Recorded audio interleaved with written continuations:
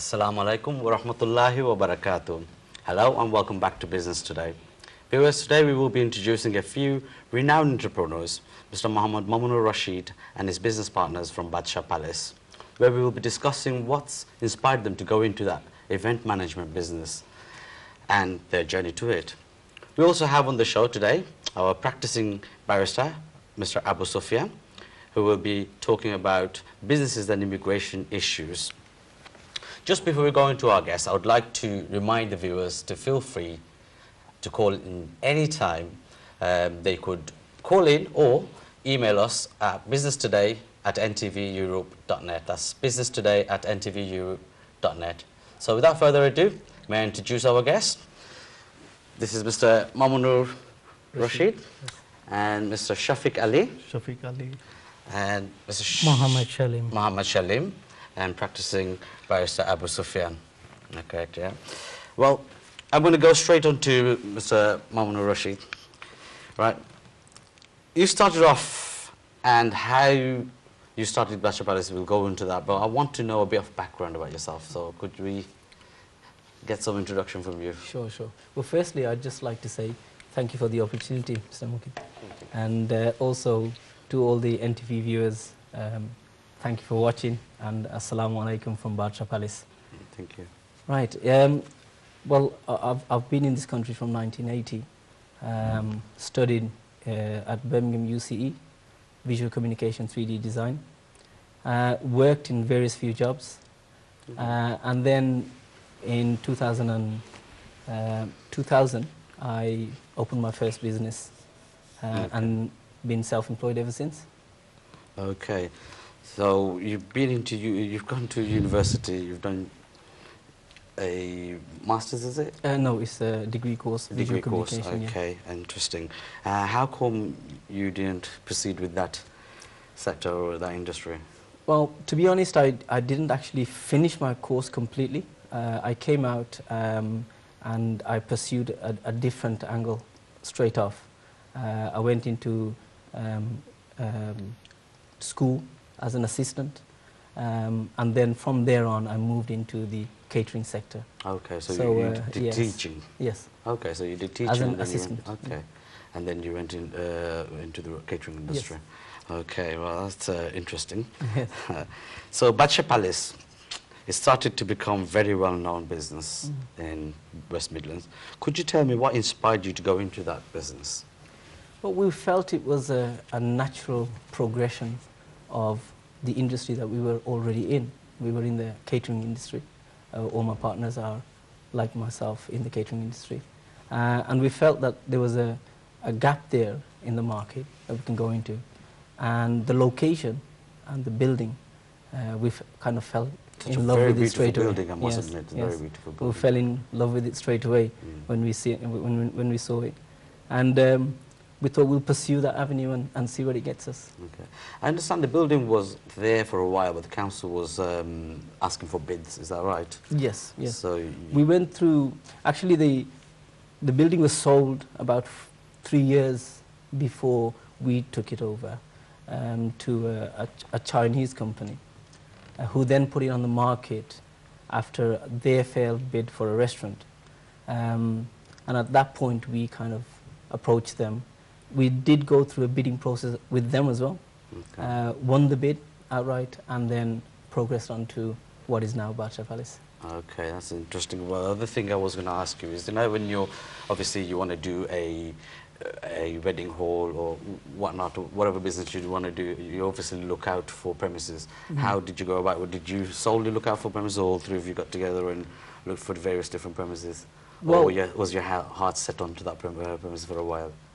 We actually live within the locality of where the business is, and so all of us have been past that building several times, and as soon as it came onto the market, we all kind of jumped at it.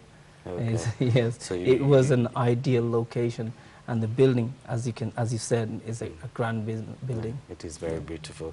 Okay, so what makes Badshah Palace different from the rest of the banqueting halls? This is a question I'm going to ask all three of you. Okay, so I want you to tell me first. Well, it's the service that we provide. In essence, it's the service, the one-to-one customer service that we provide. We call in customers a few weeks before the function itself, and we go through an itinerary of what their requirements is, and we try to deliver exact to the letter of the law. Okay. And mashallah, 99% of the time, I'm sure we are successful. Okay, that's interesting. Well, how about yourself? What do you feel, Mr. Ali, that is different about Bacha Palace than others? I feel same as my partner what he said, but it's mostly the building itself is a very iconic building, and it actually sells itself.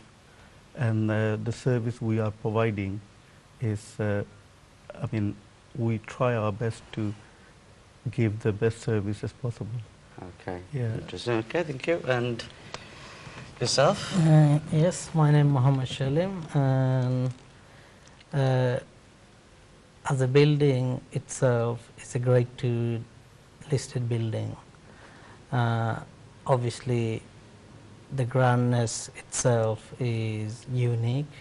When people come in, they see the interior, they all fall in love with it. So everybody like to. So you go obviously, there. obviously, you guys spent quite a bit into the interior. Yes, we did. I understand there was something once everyone in Birmingham was talking about. There's a great big chandelier or something that. Yes, That's yes. quite famous now. Actually, it's one of our key features. We've got a centerpiece chandelier, which is around about 4 to 4.5 meters wide, around about 6 meters drop from the ceiling. And Wow. that's what makes it so It's quite grand. grand, isn't it? We wanted Yeah. to keep in with the architectural heritage of the building and not do anything which is out. So Okay. hence you why tried we to went keep to. the That's right. Yeah. original architecture That's right, yeah. there, work around it. That's right. Yes. And Develop modernize it more. around it. Yes, That's yes. interesting. I do know it is absolutely beautiful. Fantastic. I must admit. Thank you. Okay, I mean, there's 3 partners here. I mean, before you came into the business, were you Mm-hmm. friends, or how did you get into getting into that business together? We knew everybody. We knew each other. There are other partners that are involved, are sadly not here today. Okay. But yes, we knew each other. We're friends. We're from the same locality, and that is why we went into business together. Okay, was it just a thought like, hey, let's do this, or was it you found there's a niche, or you know, what made you really come into that industry? As I said, yes, we saw that there was a little gap in the market there, because in the area that we are, there isn't anything within that locality of that stature. Now, there are venues, but nothing of that stature.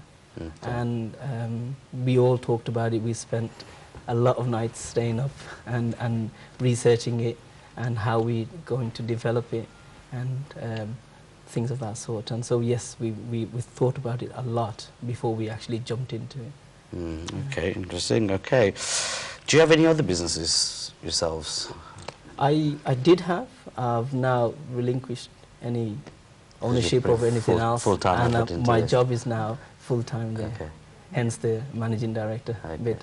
How about yourself, Mr. Yeah, Shafiq? I do have another 2 restaurants. Okay, so you're in the Yes. catering industry. I'm in the Okay. catering industry, yes. Interesting. So, Okay, yeah. so it's all linked, isn't it? It is linked, in some yes, way or form, yeah. yeah. How about yourself? Are you in the catering industry, or you Yes, have something I do different? have other Indian trade, restaurant, catering, okay, yes, driving school. Okay. So end of the day, it's about the product knowledge. You know, you have the knowledge in the industry. Yeah. That's what makes you quite successful Yes. as well, because you know it's very important, isn't Yeah. it? Another thing that I think is making your industry very lucrative at the moment is because not many of our children are actually going to Bangladesh to get married, or going abroad to get married. I'm sure that made a big impact into Yes, your it business. has helped Yeah. our industry quite a lot, yes. Yeah, I mean, it's growing by the day, you Yeah. know, and rarely people are actually going That's right. and that's right. getting married back home. What's your opinion about the immigration side? I mean, not everybody's really going and getting married back home as much, or is it just something that's going to happen and we're going to stop totally? Because it affects the business industry, because you see, it opened up a new niche, hasn't it? Right. The business and immigration, it works closely together, especially in our community. in our trades, and people, most of them belong to our community, and this is one of the routes, like settled people are coming over here, and obviously they are feeling the shortage of staff in our trade industry. And on the other hand, I'm respectful to the immigration policy as well, because this is a government policy.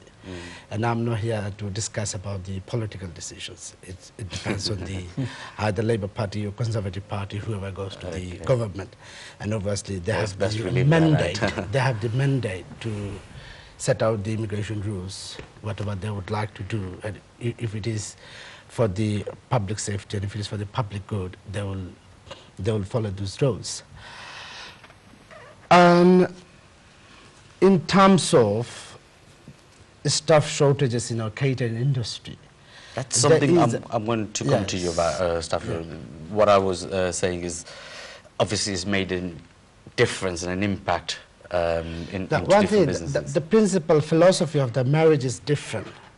If somebody likes someone else, they can fall into love or they get married, but that's different thing. And obviously, like in our people, they're coming from overseas through the marriage, but not only through marriage. A lot of people are coming over here under tier 2 visa, like the previously it used to call work permit, and there are tier 1 entrepreneur visas. I'm going to get into that and some with you students in a bit, as well. No problem. And obviously, the marriage thing, they're coming here, and these particular types of immigration category leading to settlement visa. And it gives a permanent solution to our catering industry. And so that's not only the only one route, there are other options as well. So we have to explore other options, and then it helps to fill the gap of staff shortages in our catering industry. I'm just going to go back to the topic of Badshah Palace. Very briefly, what does the future hold for Badshah Palace? Are we going to see more Badshah Palaces around the country? I'm going to come back to immigration, actually. I've got a few good questions for you. Sorry. I think we're going to learn to walk before we start running in terms of other facilities. However, within our facility, we are opening up a 200-seater plus restaurant on the first floor. Okay. And that is our second plan. Okay. We are almost 3/4 of the phase through. Okay. Inshallah, we're looking to open by April. No problem. We're just going to go to the break, and we're going to come back to the same question again. Viewers, we're going to go back to the break. Go break now, and we're coming back. Join us again.